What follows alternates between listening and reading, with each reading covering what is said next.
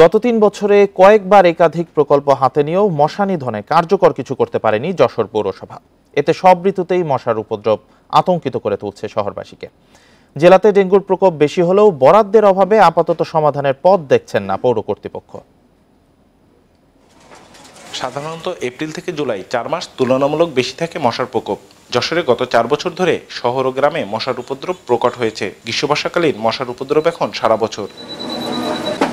মশার জ্বালাতন থেকে রক্ষায় দিনে মশারি বা কয়েল জ্বালিয়ে এমনকি দরজা জানালায় নেট ব্যবহারেও মিলছে না প্রতিকার, বরং মশার উপদ্রব পৌঁছেছে আতঙ্কের পর্যায়ে। দিনের বেলায়ও মশার জ্বালায় চলাচল করা যাচ্ছে না এবং ঘরে বসা যাচ্ছে না।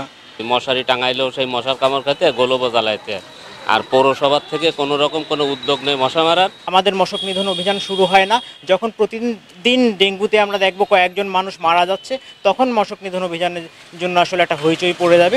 মশার লার্ভা নিধনের প্রাকৃতিক উপাদান ধ্বংস হওয়া এবং জলবায়ুর বিরূপ প্রভাবে এই মৌসুমী প্রাণীর উপদ্রব এখন বছর জুড়েই, বলছেন বিশেষজ্ঞরা। জলজ উদ্ভিদ এবং জলজ মাছগুলো যারা এই শক্তিগুলো খাবে তারা কিন্তু হারিয়ে যাচ্ছে।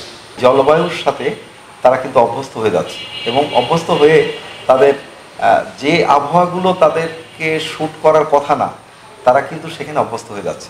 বরাদ্দের অভাবে আপাতত মশা নিধনে সমাধানের পথ দেখছেন না পৌর কর্তৃপক্ষ। আমাদের এখন মে মাস, জুন মাসে হচ্ছে যে আমাদের বাজেট পেশ হবে।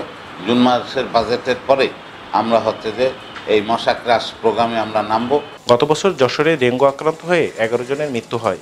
এর আগে 2019 সালে মৃত্যু হয়েছিল 17 জনের। জিয়াউল হক, ইন্ডিপেন্ডেন্ট নিউজ, যশোর।